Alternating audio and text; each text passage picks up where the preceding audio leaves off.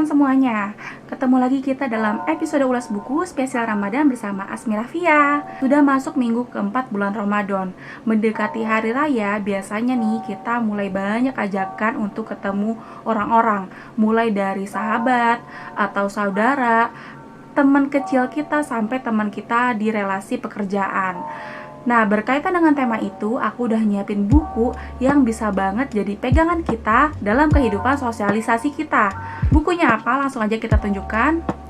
Sesaudara dalam Iman, Sesaudara dalam Kemanusiaan, karyanya Pak Edi A.H. Yubenu.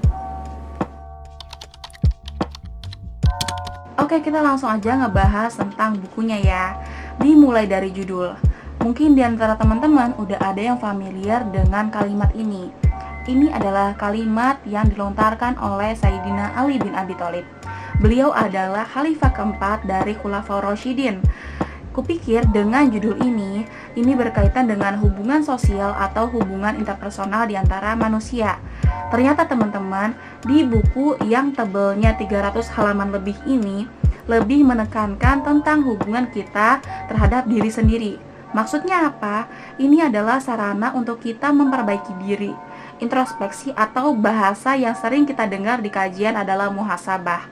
Jadi bagaimana kita sebenarnya dalam mengoreksi diri kita, terus kita memperbaiki diri seperti apa, di sini dibahas dalam beberapa bab. Jadi buku ini bisa banget nih untuk membantu kita mencari jati diri, sekaligus membantu perjalanan spiritual kita agar lebih diingatkan lagi tentang hal-hal basic terhadap hubungan sosial kita.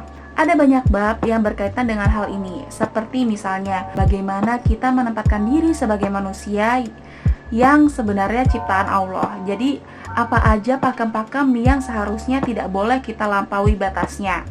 Lalu bagaimana kita menempatkan diri seandainya kita benar.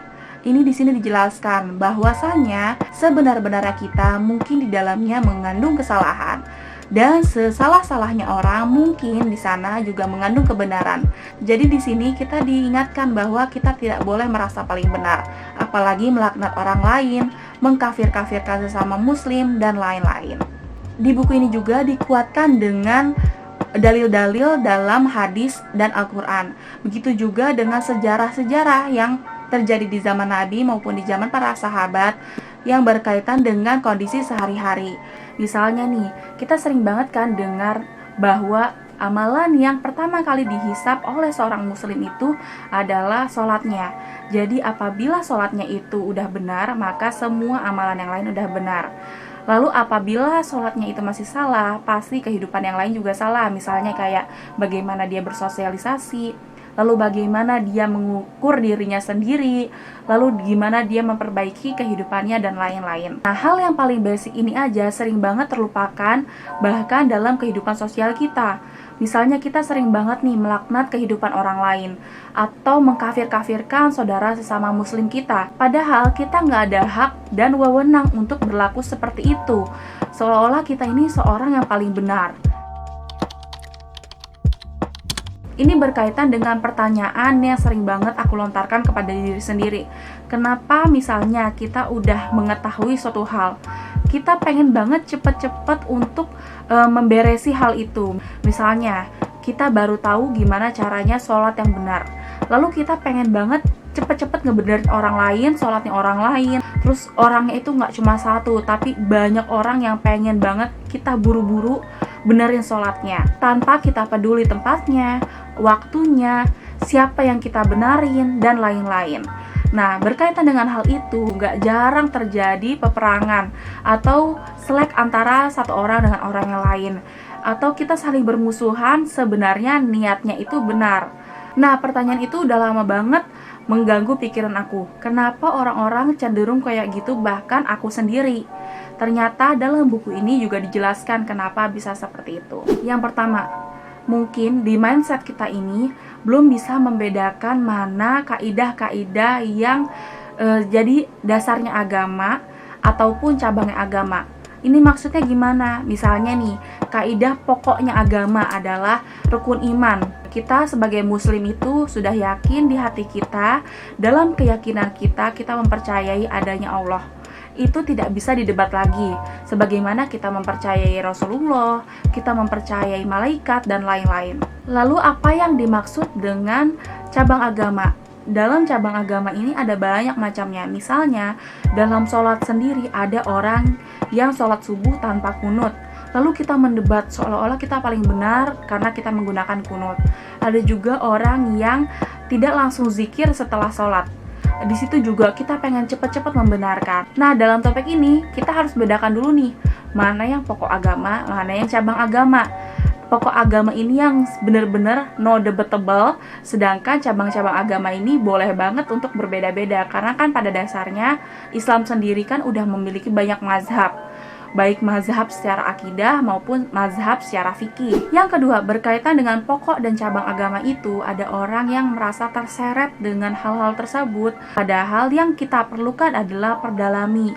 Maksudnya kita harus tetap belajar, meskipun kita udah belajar agama sejak kecil, pada dasarnya kita juga harus upgrade diri kita, karena pada dasarnya Al-Quran sebagai petunjuk agama kita itu nggak akan habis kita baca atau kita pedalami, sekalipun kita memperdalaminya sepanjang hidup kita. Yang ketiga, ini bisa jadi tamparan keras buat aku sendiri terutama. Kenapa kita bisa seperti itu? Karena kita krisis akhlak karimah atau krisis attitude yang baik. Ini kan sebuah tamparan yang keras banget ya teman-teman. Jangan-jangan selama ini kita berusaha untuk memperbaiki orang lain, padahal dalam diri kita belum ada akhlak yang seharusnya mencerminkan akhlak seorang muslim yang baik. Berkaitan dengan hubungan kita dengan orang lain, kita sering banget kan menemukan orang saling menghakimi, atau lebih mudahnya menghakimi orang lain seolah-olah kita merasa paling benar. Nah, di buku ini juga nih, kita dikasih tahu pakem-pakemnya agar kita tidak melewati batas, tidak melampaui batas untuk mengurusi kehidupan orang lain. Apa aja sih teman-teman? Pertama, sebagai manusia, kita harus paham bahwa hati manusia itu hanya Allah yang tahu. Jadi, sekalipun kita bisa menebak lewat gesturnya, wajahnya, atau lain-lain, pada dasarnya hanya Allah yang tahu apa yang terjadi dalam hati manusia. Untuk pakem ini sebenarnya udah bisa jadi tolak ukur kita. Kenapa sih kita pengen banget mengurusi kehidupan orang lain, padahal hanya Allah yang tahu apa yang terjadi dalam hatinya. Kedua, mungkin kita familiar dengan halal dan haram, pahala dan dosa. Tapi sayangnya hal-hal ini tidak bisa kita tetapkan pada hati manusia. Jadi sekalipun kita bisa melihat gesturnya, gerak-geriknya, mimiknya, pada dasarnya kita nggak boleh menetapkan hal ini kepada mereka. Ini berkaitan dengan kisahnya Usamah, yaitu adalah salah seorang sahabat Nabi yang tetap membunuh pasukan musuh meskipun sudah mengucapkan la ilaha illallah. Nah, mengetahui hal ini, Rasulullah langsung menegur Usamah, kenapa kamu tetap membunuh orang tersebut padahal dia sudah mengucapkan la ilaha illallah. Nah, Usamah berkilah bahwa orang itu bisa aja mengucapkan la ilaha illallah untuk menyelamatkan diri. Kilahannya itu langsung ditampik Rasulullah. Kata Rasulullah, apakah kamu sudah membelah dadanya dan mengetahui bahwa dia berdusta? Kenapa kamu sampai setiga itu padahal dia sudah bersyahadat atas nama Allah? Nah, dari sini aja kita langsung mendapat cerminan bahwasannya sahabat Nabi aja bisa sampai ditegur itu. Padahal kan sahabat Nabi sudah terkenal nih bagaimana alimnya, solehnya, dan bisa dijamin masuk surga. Apalagi kita nih, orang yang bukan apa-apa kok bisa banget menilai hati seseorang dengan mudahnya seolah-olah kita yang paling berhak untuk menilai dia. Menjadi rem dan pakem kita untuk berhati-hati atas penilaian kita terhadap orang lain. Yang ketiga adalah positive thinking, atau dalam bahasa Arab disebut sebagai husnuzon. Jadi kita sebagai muslim harus mengedepankan prasangka baik terhadap orang lain supaya bisa mengerem kita terhadap hal-hal negatif yang sebenarnya ingin kita lontarkan terhadap orang itu. Yang keempat adalah kita harus mempertimbangkan bahwa nggak ada orang yang pengen dipermalukan, terutama di tempat umum, termasuk diri kita sendiri. Jadi apabila kita tergoda untuk spill, ingat bahwasanya kita juga nggak ingin diperlakukan seperti itu. Orang itu juga punya hati yang bisa jadi sakit hati dengan perlakuan kita.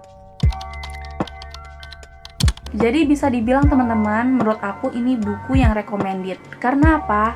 Di sini dijelaskan dengan bahasa yang ilmiah tapi sekaligus informal. Terus penjelasannya juga tidak menggurui. Jadi kita tidak merasa sedang diceramahi atau disalah-salahin, tapi kita bisa banget introspeksi diri kita. Sebenarnya kita sudah sampai level mana dan apa aja dalam diri kita yang perlu dibenahi sebelum kita memperbaiki hidup orang lain. Sekian dari aku teman-teman, terima kasih sudah nonton video ini. Mohon maaf jika ada kesalahan atau khilafan atas penyampaian-penyampaian tadi. Semoga kita semua tetap semangat untuk menjalankan ibadah, lalu tetap semangat untuk beraktivitas sehari-hari sekaligus upgrade kemampuan dan kualitas diri kita. Buat teman-teman yang penasaran dengan buku ini dan pengen baca juga untuk upgrade kualitas diri kita, silakan hubungi penerbitnya atau kalau kemarin aku belinya di e-commerce. Karena di sana biasanya kan sudah tercantum harganya, ada yang kemungkinan sudah diskon dan lain-lain. Jadi pastikan buku yang kalian beli bukan buku bajakan ya. Terima kasih sudah nonton video ini. Sampai ketemu di video selanjutnya. Wassalamualaikum warahmatullahi wabarakatuh.